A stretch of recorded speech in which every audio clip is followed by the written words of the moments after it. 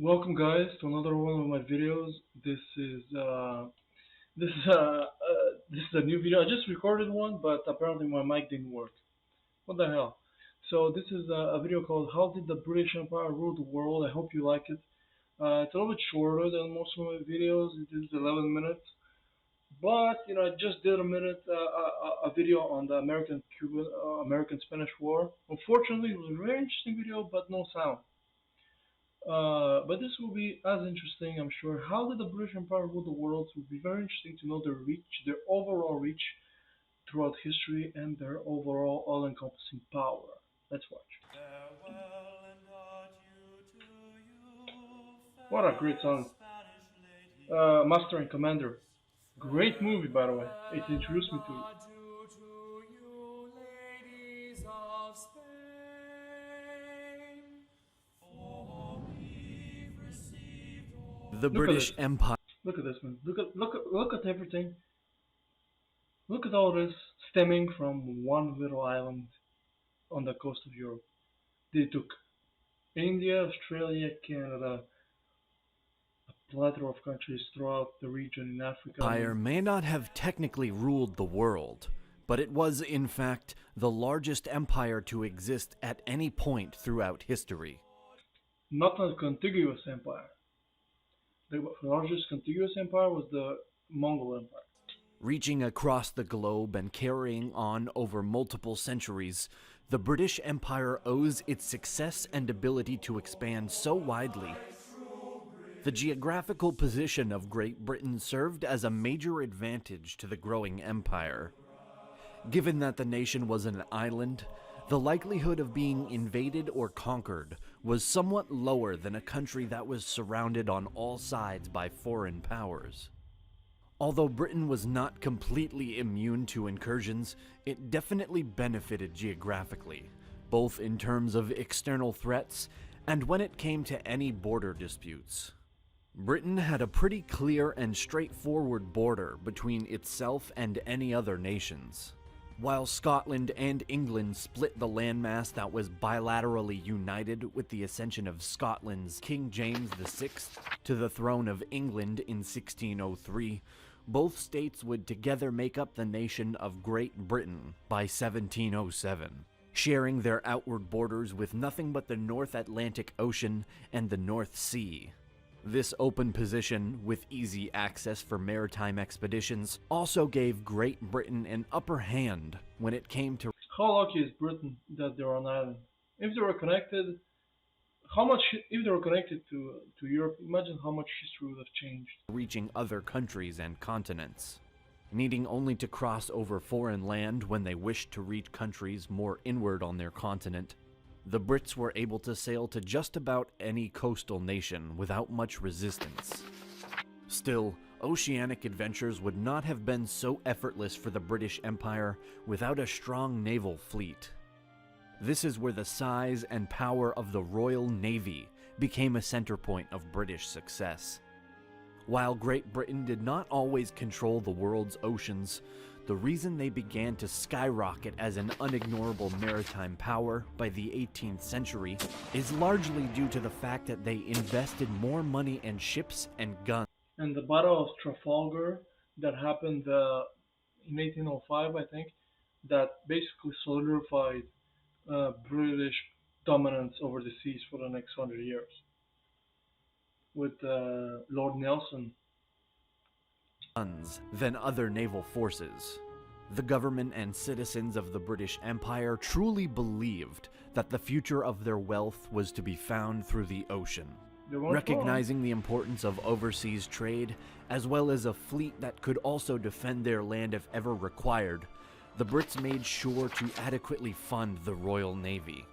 The Empire's focus on trade additionally contributed vastly to its triumphant transcontinental growth.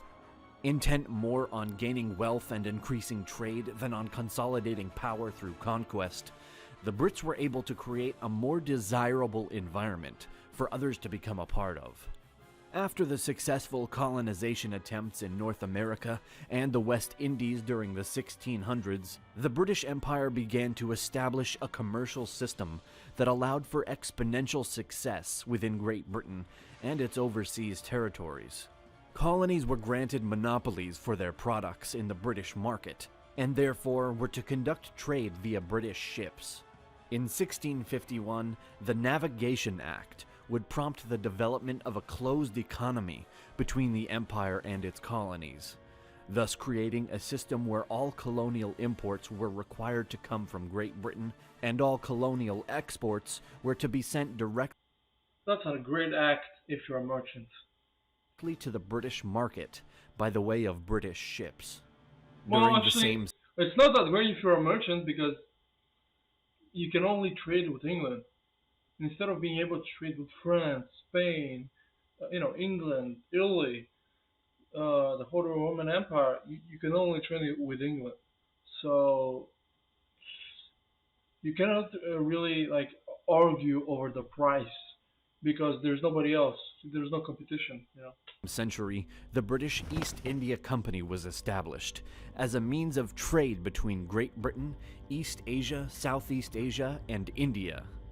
Initially focused on the spice trade, the East India Company later incorporated other goods such as silk, cotton, tea, opium, and more. Politics made its way into the company later on, despite the origin being purely based on establishing more trade opportunities. Driven limitlessly by the concept of controlling a global trade market, the British Empire continued to extend its reach across the continents of Europe, Asia, Africa, Australia, and the Americas. While the process of colonization varied from territory to territory, one thing that remained consistent was the form in which these expeditions began. Unlike other empires who chose to expand through the use of military might and sovereign claims to power, the British facilitated most of their expansion through the establishment of trading posts and systems. Nonetheless, the British Empire was not a completely non-violent authority. On top of the Anglo-Dutch and Anglo-Spanish wars near the start of British expansion, the empire also engaged in conflict with its American colonies during the American Revolutionary War, later followed by the dissension in India, succeeding the decline of the Mughal Empire, and leaving the British. Imagine the whole of India was under Indian rule, per se, and then British came, everything changed. East India Company as a prominent political power in the region. The presence of Britain in India was also notably more forceful than some of their other trade-focused enclaves, demonstrated by the expansion of the East India Company's power through the threat of violence against those who protested. The continued tensions between the British and French were no longer secluded in India either, as the 7 Years' War erupted in France seized almost all of its possessions in North America, the islands of St. Vincent, Tobago, Dominica, Grenada, and the northern Seychelles. In India to Great Britain, France seized Louisiana and its territory western to Spain. Spain seized Florida to Great Britain. in 1756, lasting until the Treaty of Paris was signed The French, in 1763, French lost a leaving lot. Britain as the leading power across India and the world's oceans. When the American Revolutionary War came in 1775, after the British Empire responded to the No Taxation Without Representation movement of the Americans by sending troops. You know what's funny? The 13 colonies were outraged by that movement. Yeah, that they didn't have any representation in England, but they were taxed anyways. Well, Puerto Rico is the same. It's funny. They cannot have representatives in U.S. Congress, but they still have to pay taxes. Troops to try and subdue the colonies. France and Spain chose once again to go to war with Britain, now as allies of the newly declared United States. In 1783, at the Peace of Paris, the British Empire was forced to acknowledge American independence, in turn relinquishing any control over their former colonies. Devising a new strategy after such a drastic loss of territory, Great Britain now turned its attention toward the continents of Asia, Africa, and Australia, marking what some historians call the beginning of the Second British Empire. Though trade between the United States and Great Britain actually continued after the installation of independence, the empire chose to utilize the uncolonized coasts of Australia, which had been discovered by a Dutch explorer, Willem Janszoon, in 1606, and later claimed for the British Crown by James Cook in 1770 under the name of New South Wales. Still feeding their fresh craving for expansion in South Asia, the British suddenly engaged in a series of conflicts after the Battle of Plassey, which had occurred in 1757. By 1774, the British Empire took on a chain of attacks. The Anglo-Mysore Wars were fought until 1799, followed by clashes with the Pindaris. Attacks on places like Sindh and Burma also accelerated the new consolidation efforts of the British East India Company, on top of what was referred to as the Doctrine Lapse, where the Brits forbid the ascension to the throne of any Hindu ruler if they were not the natural heir.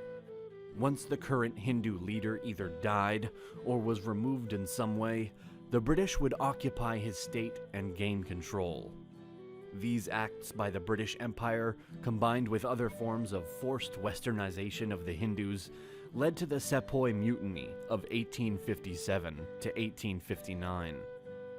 Tired of the current heavy-handed British rule, the Indian troops of Meru sparked a rebellion that would spread throughout the nation. Peace was finally declared in July of 1859, and the British East India Company was scrapped. Although the empire maintained a level of control under the crown until 1947. During this span of time, Great Britain set about making its presence better known in Africa as well. Although the Royal African Company had... Dude, I don't know who this guy is, but this guy is famous. This guy on the right, I don't know who he is. I've seen him from Victoria too, actually. But, dude, who the hell is he? Been established back in the 17th century, finding ample profit in the slave trade until its abolition in 1807. It was not until the 19th century that the Brits realized the potential benefit of forming a trade route across Africa, with its eyes set on establishing outposts spanning from Egypt down to the southern half of the continent. The British Empire found itself in a race against the other growing European powers, such as Italy and Germany, which eventually led to the Berlin Conference. The conference, which occurred in 1884, Guess who got the Congo? That's right, Belgium. was intended to create some harmony between the competing colonizers. Great Britain was ultimately awarded most of northeastern Africa and all of southern Africa, meaning that at its peak in the continent, the British Empire ruled over approximately 30% of the African population. Globally, at the height of Britain's domination, it controlled roughly 22 to 25% of the world's land surface, and by 1938, governed around 20% of the world's population. This remarkable prosperity was accomplished through a geographical advantage, supreme naval might, and the strategic focus on trade and wealth over bullish sovereign power for the sake of an emperor. Well, there you go. So, the British Empire. What an empire. You know, I don't think we'll ever see such a land grab in history ever again. Unless Third World War, you know. But this is really, really, really insane. Because, I mean, 25% of the world, you know, was controlled by the British.